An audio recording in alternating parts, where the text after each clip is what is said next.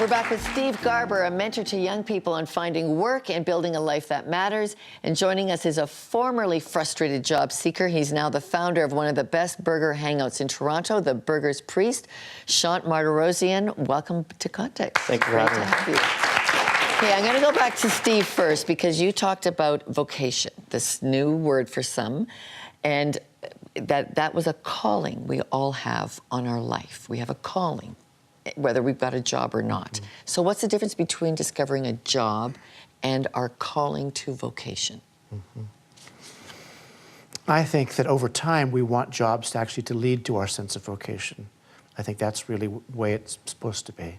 I think we do things along the way, which we're trying things out. I do this, I'm trying some of my gifts and hopes out in this particular place. I think over time, what we're really looking for is seeing that in those particular jobs or occupations, we're finding our way into a deeper sense of vocation. Okay, so what is vocation? I think vocation is principally a calling upon a person's life. It is not simply that I've decided I'm going to be this with my life. I'll be a painter. I think I'll do this. I think there's clearly a sense of, we make choices, of course, but I think calling or vocation in its deepest sense it's listening to God himself, who's, I think, is actually calling human beings to take part in the world which he's made. Okay, Shant, that was a very troubled journey for you. You thought, maybe I'll be a minister. You felt calling. But tell us about your experience on this idea of discovering both work and calling. Yeah, I mean, I went to Bible college around '99 with a strong sense that God was calling me to pastoral ministry. Because I loved the church. I still do. And what ended up happening is as I was going through school, I was about third year, and just the entrepreneur in me was, I couldn't shake it. So kind of talking to my professors and my friends at the time and the mentoring relationship that I had throughout the whole thing was, it was all stick to what you know, And what did you know? I knew food, and I loved food, and I couldn't shake the fact that I wanted to one day do something in that. And so around the fourth year when I graduated, I remember I was working as a waiter at the time, and I graduated and I grabbed my piece of paper and I walked down the thing, and Stephen Thompson, my professor, he looked at me and he said, "How do you feel?" I said, "I'm a waiter." And I said, "It feels weird." A waiter with a good degree. Yeah. And he said to me, "A waiter is what you do, it's not what you are." And realized right there that I just needed to be the best waiter I could possibly be. And I went from not liking the job to actually loving it, to looking in the mirror every day and saying, I can do this for the rest of my life as long as I'm being the best example I can be. Okay, can I just get a little segue here to the professor? So what just went on for him when he realizes he can be the best he's ever meant to be at that? He discovered his vocation, didn't he? Yeah, he did, actually. I mean, there's two people who I've drawn on in this, and if I could look back 400 years, Martin Luther put it this way. He said, you need to see that actually the milkmaid who squeezes the teats of the cow, her hands are as holy as the priest who offers the Holy Eucharist. Now, 400 years later, Martin Luther King put it like this. He says, if someone's called to be a street sweeper, they need to sweep streets like Michelangelo painted, like Beethoven composed music, like Shakespeare wrote poetry, so that the whole host of heaven and earth will look down and say, here's a man who sweeps streets well. But what if you don't want to be sweeping streets? You're stuck in that job. You don't dare change because you've got kids to feed. I think sometimes we have to make really hard choices like that in this life. So I don't think there's any romance in this. I'm not a romantic, actually, at all, really. I think that, I do think, as I said before, that there's something about being part of a living community of people who can be like your professor was to you and who can say something really true and simple as you get your graduation diploma and say, you are this and you do this. They aren't always the same thing, actually. Okay, so Shant, getting back to you loved waitering, But you changed because now you got like a little emporium growing out on us here, and you called it the Burger's Priest. What happened? I was working at the CN Tower at the time, and I had a few days off. I was working at Ruth's Chris as well, actually, and had a few days off. And my friend and I were like, let's go somewhere. So we went to New York City, and I had a hamburger there the first time I've had that style of burger, and literally on the spot, I need to move to New York.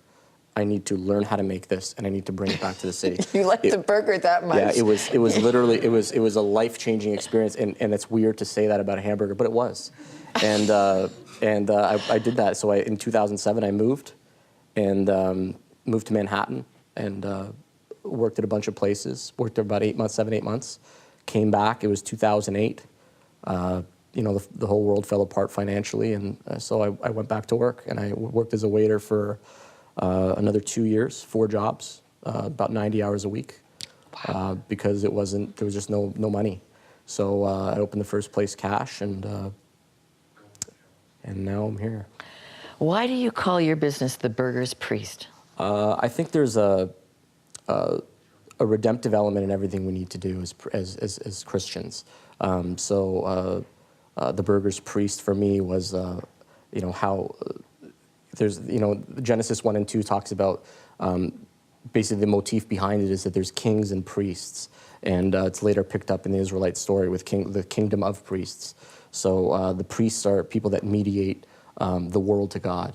So You're mediating burgers, God's burgers. I wanted to make the best burger I possibly can. Lorna, can you hear in that Martin Luther's comment about the milkmaid? Absolutely. I mean, his hands as holy making hamburgers as the priest is who offers the Eucharist. Do you think you can be as holy and happy as that if you're not your own boss? I think you can. At the end of the day, I'm blessed to have what I have, but I look at my wife every day and I say, this could be all gone tomorrow. Shant, you've said it so well, actually. Thank you. That's exactly what I'm talking about. I mean, I think there has to be a sense that this isn't finally about me. I'm actually part of something bigger going on in the world. He uses the image of something redemptive, and I live my life for that. I'm a great student of Bono's, of U2, who says, I write songs, I make music. I hope that when the day is all done, I've been able to tear a little corner off the darkness. It isn't ripping a whole page off, it's maybe tearing a little corner off the darkness. I think, making hamburgers and, to the glory of God, sola Deo Gloria, it's a pretty good way to live your life. Oh, Shant Martirosyan, thank you very much. I will get myself over to Burger's Priest. Let me know. And Steve Garber, thank you very much for being on set with us today. Thank you. Okay, who wants to join this discussion from our audience? Sheldon. Lorna, I'm here with, just directly in front of me, Rad Armali. What question do you have for anyone here on the panel? Well, you guys mentioned a lot about mentors and how important they are, how they've helped you. So I actually have kind of 2 questions for either of you. So Shant, what made your mentor so beneficial to you, or how was he so good to you? And Dr. Garber, what makes a good mentor? It was a combination of things. He was my New Testament professor, so in a lot of ways he was my teacher, my rabbi, as well as somebody who was just not afraid to look at me and tell me how messed up I was, and he told me that a lot, and to the point where one day he actually looked at me and said, "We're done," until I changed. So pretty honest, very honest. Yeah. Okay, Steve, what makes a good mentor? I think the best of a mentor is somebody who will love you, somebody who opens up his or her life to you and says, it's okay to come on in for a while. Somebody who will watch you and listen to you and care about you and ask you hard questions and encourage you till you don't need encouragement. I mean, somebody who just keeps after it with you. So I think that you could read all the things you want to about what you want to be in your life or what you want to do with your life, but you actually have to see somebody actually living like that to see that it can work out. All right. Well, so much more we could talk about, but in a moment we'll be back to A Funny Thing Happens on the Road to Fulfillment after this.